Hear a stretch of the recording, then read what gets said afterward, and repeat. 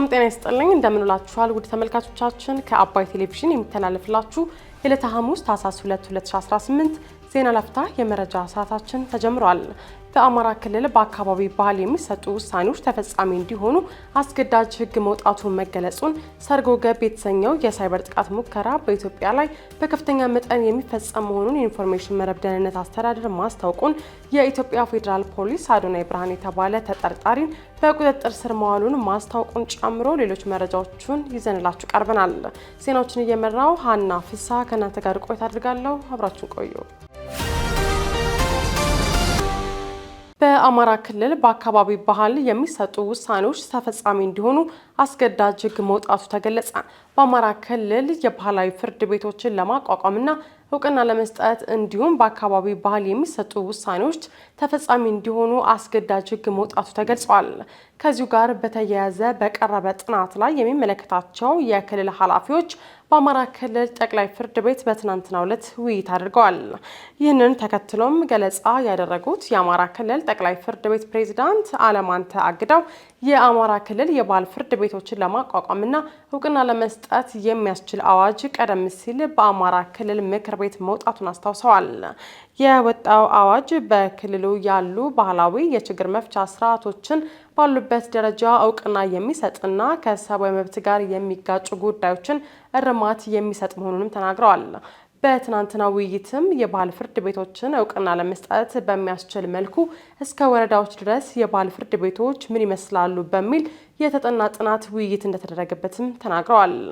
እውቅና ለመስጠትም የሚያስችሉ አዋጁን ተከትሎ የወጡ የሕግ ማዕቀፎች መጠናቀቃቸውንና የትግበራ ዕቅድ ተዘጋጅቶ ወደ ስራ መገባቱን ጠቅሰዋል። በቀጣይ ሽምግልናን ጨምሮ ቁጥራቸው 15 የሚደርሱ ባህላዊ አለመግባባትን መፍቻ የሆኑ ስርዓቶች እውቅና እንደሚሰጣቸውም ተናግረዋል። በአማራ ክልል ሰፊ የሆኑ የተለያዩ ስያሜዎች ያሏቸው እርቅ የሚካሄዱባቸው ስርዓቶች አሉ ያሉት ፕሬዝዳንቱ ከዚህ በፊትም ሰዎች ወደ ሽምግልና ስርዓት ከሄዱ በኋላ አቋርጠው ወደ ፍርድ ቤቶች የሚሄዱ ተገልጋዮች እንደነበሩ አስታውሰው አሁን ላይ ግን በባህላዊ ሽምግልናና አለመግባባት መፍቻ ስርዓት የታየ ጉዳይ ወደ መደበኛ ፍርድ ቤት እንዳይመጣና በአካባቢ ባህል የሚሰጡ ውሳኔዎችም ተፈጻሚ እንዲሆኑ አስገዳጅ ሕግ መውጣቱን ተናግረዋል። የአማራ ክልል ባህልና ቱሪዝም ቢሮ ምክትል ኃላፊ ዶክተር አየለ አናውጤ በበኩላቸው አዋጁ በማህበረሰቡ ውስጥ ዘላቂ ግንኙነት ከመፍጠር አኳያም ከፍተኛ ጠቀሜታ እንዳለው ተናግረው ይህንን ተግባራዊ እንዲሆን የሚያደርግ ኮሚቴ ተቋቁሞ ወደ ስራ እየተገባ እንደሚገኝም ተናግረዋል። ሰርጎ ገብ የተሰኘው የሳይበር ጥቃት ሙከራ በኢትዮጵያ ላይ በከፍተኛ መጠን የሚፈጸም መሆኑን የኢንፎርሜሽን መረብ ደህንነት አስተዳደር አስታወቀ። በኢትዮጵያ ላይ ከሚፈጸሙ የሳይበር ጥቃት ሙከራዎች መካከል ከፍተኛውን መጠን የያዘው ሰርጎ ገብ የተሰኘው የሳይበር ጥቃት መሆኑን የኢንፎርሜሽን መረብ ደህንነት አስተዳደር በእንግሊዝኛ ምህጻረ ቃሉ ኢንሳ ገልጿል። ይህ የሳይበር ጥቃትም በድረገጽ በቁልፍ መሰረተ ልማቶችና ሌሎች ዘርፎች ላይ ኢላማ ያደረገ እንደነበረ የኢንፎርሜሽን መረብ ደህንነት አስተዳደር የሳይበር መከላከል ዳይሬክቶሬት ዳይሬክተር መሐመድ ፈረጃ ለኢትዮጵያ ዜና አገልግሎት ተናግረዋል። ዳይሬክተሩ በተያዘው በጀት ዓመትም የመጀመሪያ 3 ወራት 13443 ጥቃቶችና የጥቃት ሙከራዎች መመዝገባቸውን ገልጸዋል።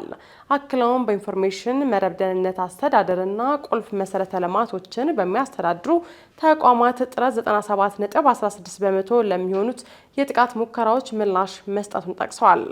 አቶ መሐመድ የሳይበር ጥቃት ሙከራዎቹ ቢሳኩ እንደ ሀገር ይደርስ የነበረው ጉዳት ከፍተኛ በመሆኑ የሳይበር ጥቃቶችን በመቆጣጠር የጉዳት መጠንን በመቀነስ ድጋሚ ለጥቃት እንዳይጋለጡ ደህንነታቸውን የማጠናከር ስራ ተከናውኗል ሲሉም ገልጸዋል።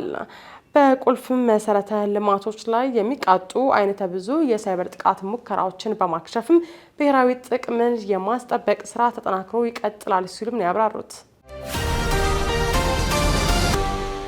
የኢትዮጵያ ፌዴራል ፖሊስ አዶናይ ብርሃን የተባለ ተጠርጣሪን በቁጥጥር ስር ማዋሉን አስታወቀ።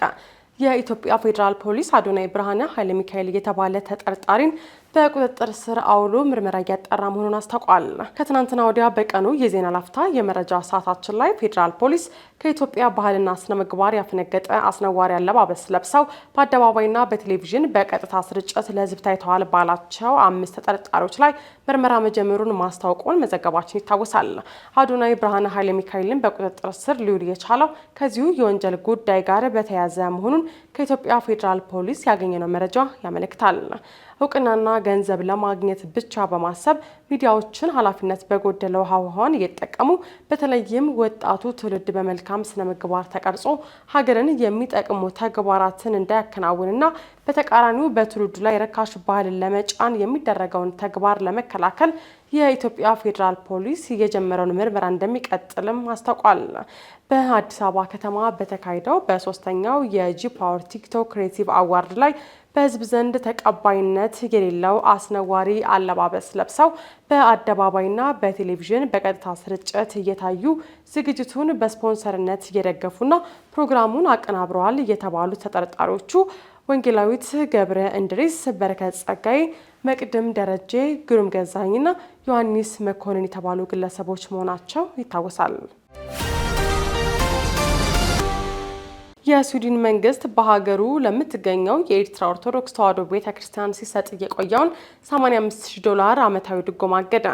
የእምነት ማህበረሰቦችን የሚረዳውና ከመንግስት ጋር ያላቸውን ግንኙነት የሚያስተባብረው የመንግስት ኤጀንሲ ለቤተ ክርስቲያኒቱ በየዓመቱ ይሰጣት የነበረውን $85,000 ድጎማ ያገደው የስዊድን የደህንነት መስሪያ ቤት ባቀረበው ሪፖርት ላይ ተመስርቶ መሆኑን የሀገሪቱ ብሔራዊ ሬዲዮ በዘገባው አስታውቋል።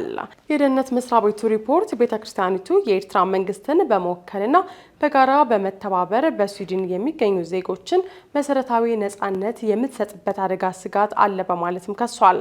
የስዊድን ብሔራዊ ሬዲዮ እንደዘገበው ለቤተ ክርስቲያኒቱ የሚሰጣት ድጎማ የኤርትራ መንግስትን በገንዘብ ሊያግዝ እንደሚችል የደህንነት መስሪያ ቤቱ ስጋቱን ገልጸዋል። የቤተ ክርስቲያኒቱ ተወካይ አብርሃም ተስፋይ በበኩላቸው ከኤርትራ መንግስት ጋር ምንም ግንኙነት የለንም፣ ግንኙነታችን ኤርትራ ከሚገኘው ሲኖዶስ ጋር ብቻ ነው በማለት ክሱን አስተባብለዋል። አብርሃም አክለውም ውሳኔውን በመቃወም አቤቱታ እንደሚያቀርቡ ገልጸው በስዊድን ተመዝግበው የሀገሪቱን ሕግ አክብረው ሲሰሩ መቆየታቸውንም አብራርተዋል። ቤተክርስቲያኒቱ አዲስ ለሚመጡ ስደተኞች እንዲሁም ደግሞ ብቸኝነት ለሚያጠቃቸው ሰዎችና ለወጣቶቹ የምትሰጠው አገልግሎትም ከግምት ውስጥ አለመወሰዱ እንዳሳዘናቸውም የቤተክርስቲያኒቱ ተወካይ ተናግረዋል።